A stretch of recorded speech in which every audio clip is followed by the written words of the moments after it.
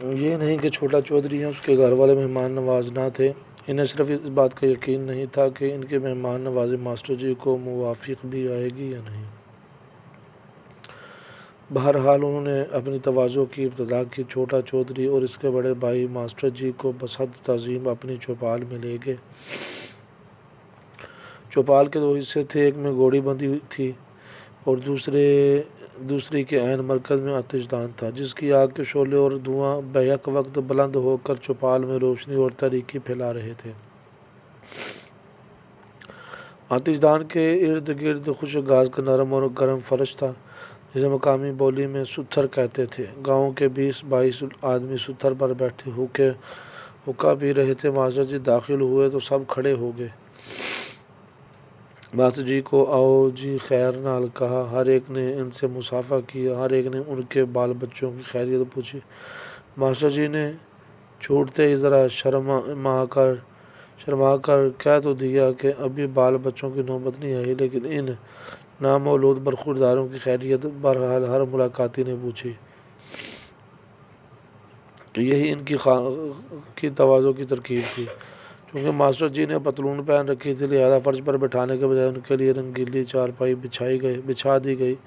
سلیم حیران ہو کر بولے، ابا جان، ان میں اتنی عقل نہ تھی کہ انہیں کرسی بھی دیتے؟ میں نے کہا، بیٹا عقل تو تھی، کرسی نہ تھی۔ سلیم نے فیصلہ کن انداز میں کہا کہ اگر کرسی نہ تھی تو چودھری کس بات کے تھے؟ میں نے کہا، ایک تو چودھری ذرا چھوٹی قسم کے تھے اور دوسرے گاؤں میں چودھری پن کی نمائش کرسیوں سے نہیں کی جاتی۔ سلیم دیہاتیوں کی کوئی غلطی کوئی کمزوری پکڑنے پر تلا ہوا تھا۔ بولا، مگر کوئی گول کمرے میں گھوڑی بھی باندھتا ہے؟ میں نے سلیم کو سمجھایا، اگر گھوڑی کے لیے کوئی علیحدہ مستطیل کمرہ نہ ہو تو پھر وہ گول کمرے میں ہی رہتی ہے۔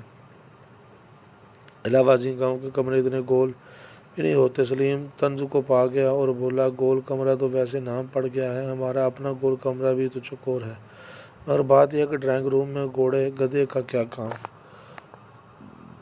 میں نے ہنس کر کہا،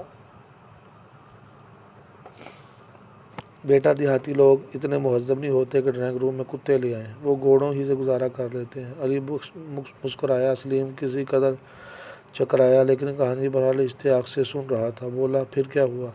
پھر گاؤں کا نائی ماسٹر جی کے پاؤں دابنے لگا۔ ایک نوکر کو دوڑایا گیا کہ ان کے لیے تازہ مکئی کے بھٹے بنوا کر لے آئے۔ سلیم جھٹ بول اٹھے، ابا جان، مکئی کے بھٹے تو پکنک پر کھائے جاتے ہیں، گھر میں تو چائے پلائی جاتی ہے، وہ لوگ اتنی بات بھی نہ جانتے تھے؟ میں نے کہا، یہ گھر میں پکنک منا لینے کی غلطی دیہاتیوں سے اکثر ہو جاتی ہے۔ بہرحال ماسٹر جی نے خود ان کی اصلاح کر دی اور بھٹے کا نام سن کر کہنے لگے، یہ تکلیف نہ کریں، ہو سکے تو ایک پیالی چائے پلا دیں، ذرا سردی بھی ہے۔ سلیم نے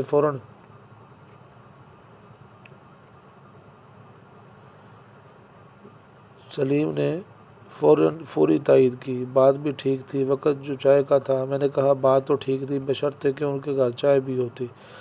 اس مقام پر سلیم میاں تیزی سے سوال کرنے لگے اور ہماری کہانی نے مکالمے کی شکل اختیار کر لی۔ چنانچہ فوراً بولے، تو کیا ان کے گھر میں چائے ختم ہو گئی تھی؟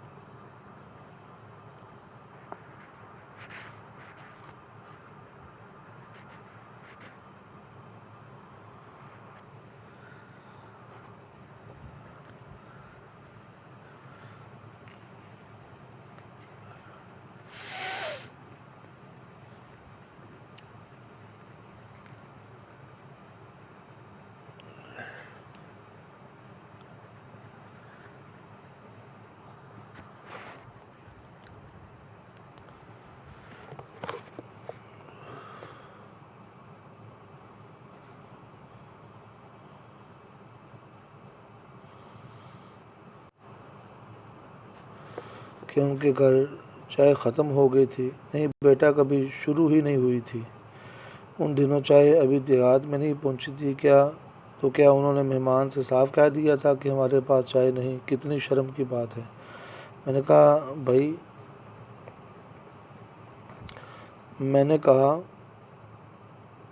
بھائی میرے خیال میں پہلے تو گھر میں چائے کا نہ ہونا شرم کی بات نہیں، دوسرے انہوں نے مہمان کی خاطر چائے کے لیے دوڑ دھوپ شروع کر دی اور آخر مقامی حکیم کے گھر سے چائے مل بھی گئی۔ ان دنوں چائے صرف مریضوں کو پلائی جاتی تھی۔ سلیم نے لمبا سانس لیا اور بولے، چلو شکر ہے چائے تو ملی۔ میں نے کہا ہاں چائے تو مل گئی، لیکن پھر ایک عجیب سوال پیدا ہو گیا، یہی نہ کہ چائے کے ساتھ کھانے کو کیا دیا جائے۔ وہاں تو لے دے کے مکئی کے بھٹے ہی تھے۔ نہیں بیٹے، یہ بات نہ تھی، سوال ذرا بنیادی نوعیت کا تھا، اور وہ یہ کہ چائے بنائی کیسے جائے۔ سلیم نیم وحشت کے عالم میں میرا منہ تکنے لگا اور بولا، ابا جان چائے تو ہمارا جمعدار بھی بنا سکتا ہے اور دن بھر پیتا رہتا ہے، کیا وہ اتنے ہی ناڑی تھے؟ میں نے کہا بھائی وہاں چائے پینے پلانے کا ہنر پہنچا ہی نہ تھا، وہاں لسی کا رواج تھا اور اسی ہنر میں وہ یکتا تھے۔ تو کیا ماسٹر جی کو آخر لسی پلا دی؟ نہیں پلائی تو چائے ہی تھی، لیکن وہ ایسی کامیاب چائے نہ تھی، یعنی چائے کی لسی بنا دی۔ ہاں بیٹا، کچھ ایسا ہی ذائقہ ہوگا۔ چھوٹے چودھری کا کہنا ہے کہ ماسٹر جی نے ایک گھونٹ پیا، ٹھنڈی لکیر پیالی رکھ دی تو چودھری شرم سے غرق نہ ہو گیا۔ نہیں ایسا حادثہ تو نہ ہوا، البتہ چودھری کو اس بات کا رنج بہت ہوا کہ ماسٹر جی کی فرمائش پوری نہ کی جا سکی۔ بہرحال انہوں نے کچھ تلافی رات کے کھانے میں پر مرغ کے سالن سے کر دی۔ پھر ماسٹر جی کے لیے بستر لگایا گیا۔ چودھری نے ان کے لیے اکلوتی ریشمی رضائی نکلوائی اور وہ سفید جالر والا تکیہ بھی، جس کے غلاف پر بانہ سنگھ کی تصویر کڑی ہوئی تھی۔ بے شک تکیے میں رچک کی نسبت اکڑ زیادہ تھی اور ماسٹر جی کو اسے سر کے نیچے فٹ کرنے میں کچھ دقت بھی پیش آئی، لیکن آخر آرام سے سو گئے۔ صرف ایک مرتبہ آدھی رات کے قریب گوڑی کے کھانکنے سے ذرا انگریزی میں بڑبڑا کر جاگ اٹھے، لیکن برابر ہی چودھری اور اس کا نوکر سو رہے تھے۔ انہوں نے گوڑی کو چارا اور ماسٹر جی کو دلاسا دیا اور پھر صبح تک کوئی قابل ذکر واقعہ نہ ہوا۔ ابا جان صبح ہوتے ہی ماسٹر جی تو باغ نکلے ہوں گے؟ نہیں تو وہ اطمینان سے جاگے، پھر انہیں ہرے بھرے کھیتوں کی سیر کرائی گئی، پھر انہوں نے غسل کیا۔ غسل بھی بیٹھک ہی میں کیا ہوگا بیٹا؟ بیٹھک میں نہیں، مسجد میں۔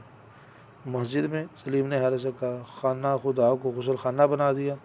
میں نے کہا بھائی گاؤں کے اکثر لوگ مسجد کے غسل خانوں میں ہی نہاتے ہیں، اور بظاہر اللہ تعالیٰ کو اس پر کوئی اعتراض بھی نہیں۔ دیہاتی گھروں میں ہر کام کے لیے علیحدہ خانے کم ہی ہوتے ہیں۔ سلیم کان پر ہاتھ رکھ کر بولے، خدا اس دیہاتی زندگی سے بچائے۔ ابا جان اچھا ہوا فوج میں آگے، ورنہ ہم بھی چھوٹے چودھری کی طرح مویشیوں کے ساتھ سو رہے ہوتے اور مسجد میں جا کر نہاتے۔ لیکن چھوٹا چودھری تو اس زندگی سے بھی ناخوش نہ تھا۔ مگر ابا جان بیچارے ماسٹر جی کا کیا بنا یہ کہ ماسٹر جی نے غسل کے بعد ناشتہ کیا اور پھر رخصت ہو گئے۔ ناشتہ چودھری کے گھر میں کارن فلیک تھے۔ کارن فلیک تو نہ تھے، البتہ جو کچھ دال دریا تھا غریب نے حاضر کر دیا۔ ابا جان اس کے بعد چھوٹا چودھری تو اسکول میں منہ دکھانے کے قابل نہ رہا ہوگا؟ نہیں بیٹا، اسکول تو وہ اسی منہ سے گیا اور شہری لڑکوں نے اس سے کچھ مذاق بھی کیا، مگر وہ مگن رہا۔ چودھری کی جگہ میں ہوتا تو شرم سے مر جاتا، مگر چودھری تو جیتا رہا، بلکہ خاموشی سے پڑھتا بھی رہا اور آخر میٹرک پاس کر کے لاہور کالج میں چلا گیا۔ وہ کالج بھی گیا۔ کیا ان کے پاس اتنے پیسے تھے؟ پیسے تو کم ہی تھے، مگر انہوں نے تھوڑی سی زمین بیچ دی مگر تھوڑی سی زمین سے کیا بنتا، کالج میں رہ کر کھانا ہوتا ہے، کچھ پہننا ہوتا ہے، کیا وہ مکئی کے بھٹے کھاتا تھا، کیا وہ تہمت باندھتا تھا، بس گزارا ہی کر لیتا تھا، گزارا ہی کرتا رہا، یا کچھ پڑھ بھی گیا؟ ہاں کچھ پڑھ بھی گیا، پھر جیسا کہ ان کا دستور تھا فوج میں بھرتی ہو گیا۔ تو پھر آپ اسے جانتے ہوں گے، کیا وہ آپ کے ماتحت کام کرتا ہے؟ ماتحت تو نہیں مگر جانتا ضرور ہوں۔ تو ابا جان اسے بلائیے نا کبھی، ہم چھوٹے چودھری کو دیکھیں گے وہ کوئی تماشا تو نہیں سلیم میاں؟ ابا جان بلائیے چھوٹے چودھری کو، ہم بالکل نہیں ہنسیں گے، سچ مجھ بالکل سچ۔ تو پھر آؤ ملو چھوٹے چودھری سے۔ اور یہ کہہ کر میں نے سلیم کی طرف بازو پھیلا دی۔ سلیم ایک لمحے کے لیے مبہوت کھڑا مجھے دیکھتا رہا، اور پھر یہ کہہ کر مجھ سے لپٹ گیا، ابا جان آپ؟ سلیم اور علی بخش دونوں کی آنکھیں نم تھیں، اور دونوں کی آنکھوں میں ایک دیہاتی کے لیے محبت کی چمک تھی۔ ایاز اپنے اصلی لباس میں بھی ایسا مایوس نظر نہیں آتا تھا۔